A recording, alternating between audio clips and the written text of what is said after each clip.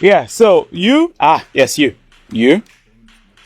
yes, you too. And yes, you. Look, see, they lied to you about vaping. I know you've heard stuff like vaping is a safer alternative to smoking conventional cigarettes, it's just flavoring without all the cancer, etc., etc. But the truth is that vaping exposes you to lung damaging chemicals and can lead to severe health problems like lung irritation, lung scarring, high BP, and addiction. But before we move forward, just like, comment, subscribe, and share this video. The first lie is just water. It's not just water, it's aerosol. Aerosol has a lot of negative implications, so you won't likely see it being advertised for vape cigarettes. When you puff vape cigarettes, there's a heat that heats up a liquid and produces an aerosol that is ingested. This liquid is often derived from tobacco and contains nicotine, which is a highly addictive chemical. Look, even vape cigarettes that claim to be nicotine free have been found to contain at least small amounts of nicotine. And since nicotine is highly addictive, it poses a serious threat to adults and teenagers with developing bodies and brains. Another lie you've probably heard is that smoking is safer than cigarettes. This lumber has been there from day one.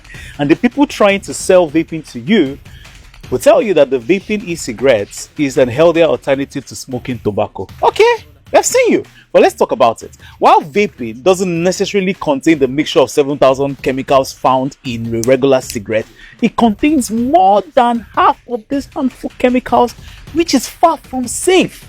Chemicals like ultra-fine particles or nanoscale size particles that can be inhaled deep into the lungs. Number 2, diacetyl, which is a flavoring chemical linked to lung disease. Number 3, chemicals and heavy metals such as nickel, tin, and lead, which can cause cancer. Number 4, propylene glycol or vegetable glycerin, which is considered non-toxic only when eaten, but when you inhale it, can cause severe lung damage, asthma, cancer.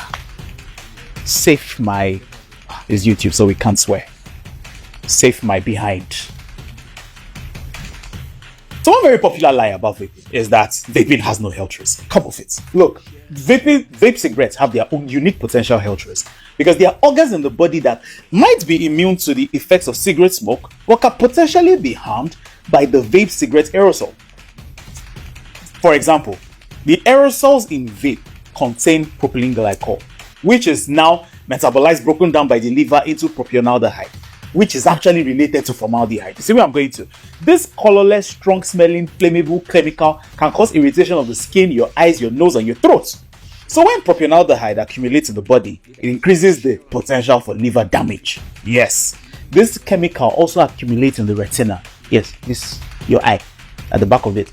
So there's potential for retinal damage and blindness because many vape cigarette products are not as natural and healthy as they claim to be.